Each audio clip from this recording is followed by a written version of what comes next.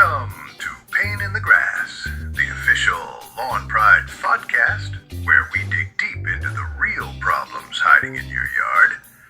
From weeds to grubs to mystery brown spots, we've got the dirt. Let's grow better together.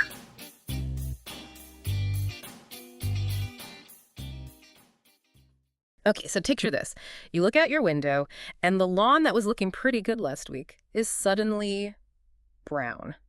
I think for anyone who cares about their yard, that sight can cause, well, instant panic. You think, oh no, what did I do wrong? Is it dead? But hold on. Before you jump to the worst conclusion, there's a really important difference we need to talk about.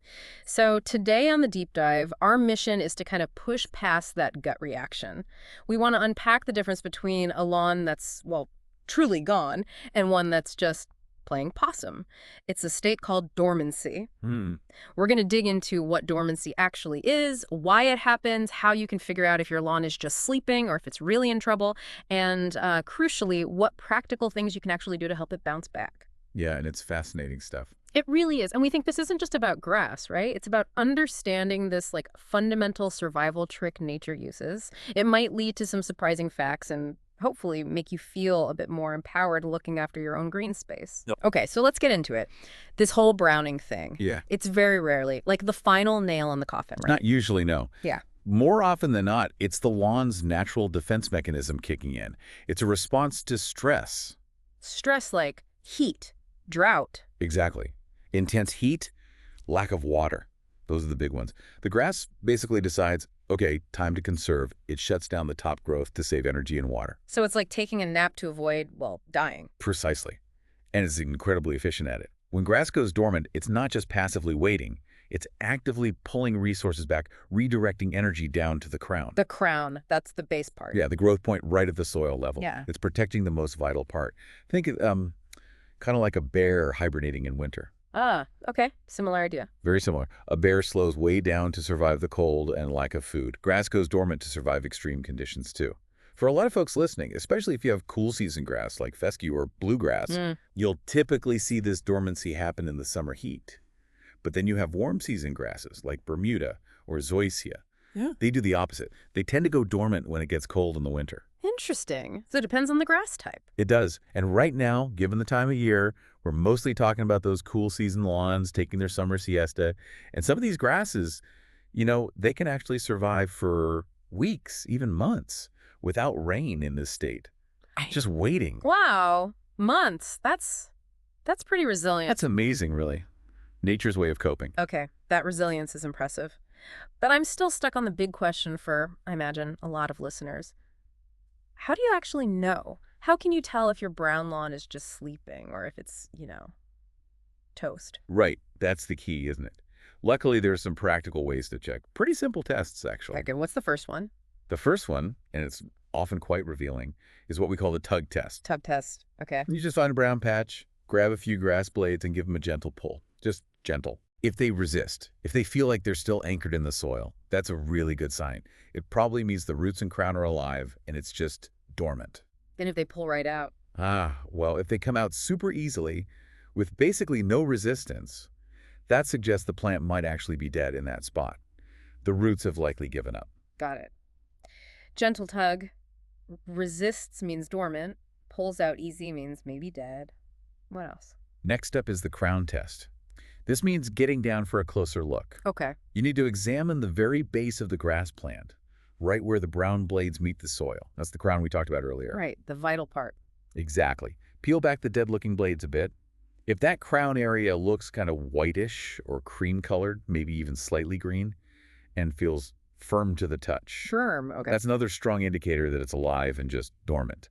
But if it looks brown, black, mushy, or feels brittle and dried out, yeah, that suggests that part of the lawn might actually be dead. So it's like checking the pulse of the grass right at the base. That's a great way to put it, yeah. Okay, tug test, crown test. Anything else? One more thing to observe is the uniformity of the browning. Uniformity? How so? Well, a lawn that's going dormant due to heat or drought usually does so pretty evenly across the whole area. It might not be perfectly uniform, but generally the whole lawn will start looking kind of tan or straw-colored. Okay, like a consistent fade out. Exactly.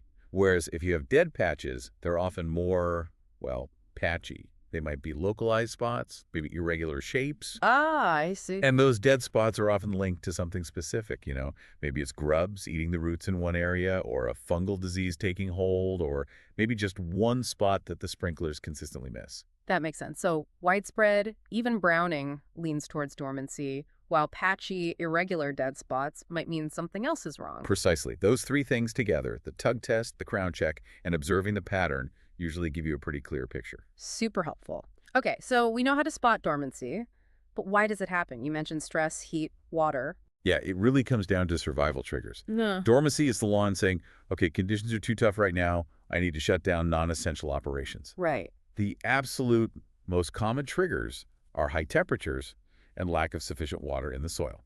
Simple as that, usually. So summer heat waves are prime time for this. Prime time. But other things can contribute or make it worse.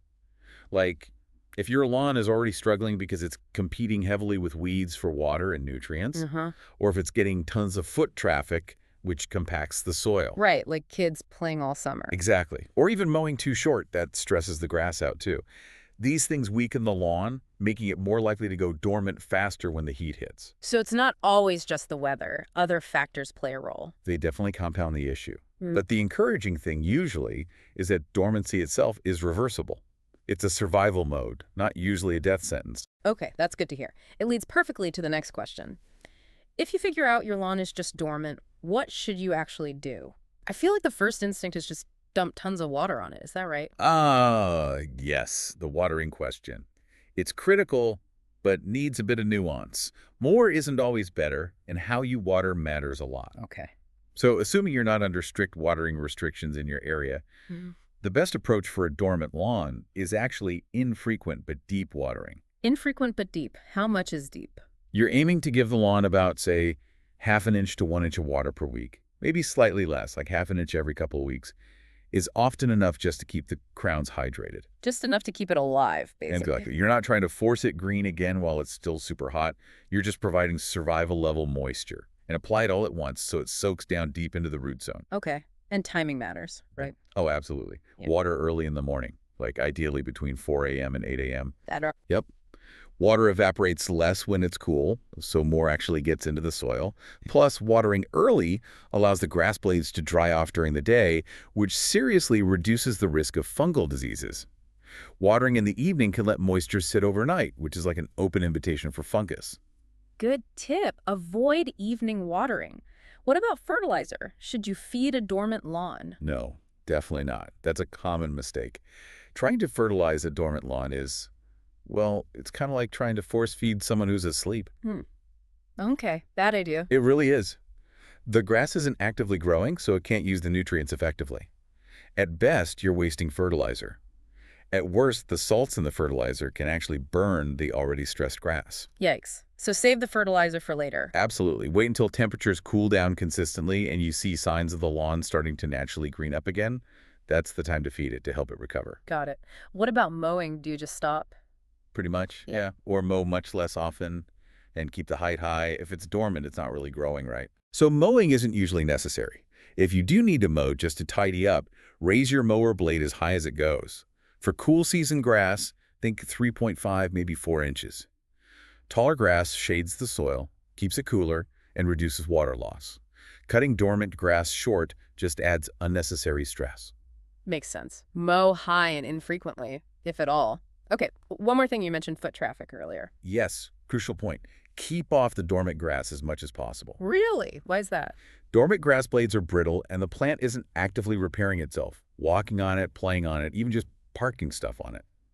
It causes physical damage and compacts the soil around those vulnerable crowns and roots. So it's fragile when it's sleeping. Very fragile. It just doesn't bounce back from wear and tear like actively growing grass does. So minimize traffic, let it rest and recover undisturbed. Okay, so water deeply but infrequently early morning. No fertilizer, mow high or not at all, and stay off it. That's clear. That's the core recipe for helping it through dormancy. But this raises another important question. How long does this dormant period usually last? When should you start thinking, maybe it's not just dormant? When does worry become justified? That's a fair question.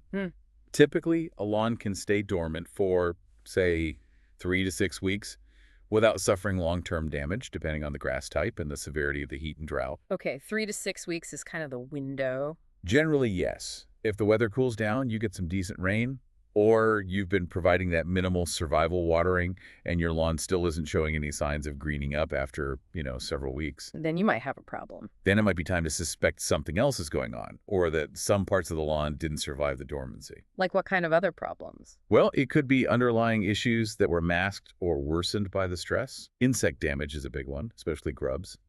Midsummer is peak grub feeding time for many areas. They eat the roots, so the grass dies even if there's water. The tug test would fail there, right? Exactly, it would pull up like loose carpet. Fungal diseases could also be culprits, things like brown patch or dollar spot that thrive in certain humid conditions, even during drought stress. Right.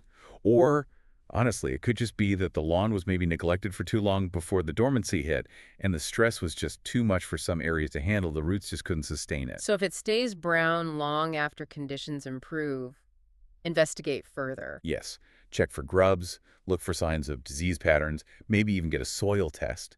And if you're really unsure, that's when calling in a lawn care professional for an assessment can be really helpful. They can diagnose things you might miss.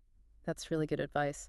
Okay, so let's try and wrap this up. If we boil down our deep dive today, what's the main message people should take away?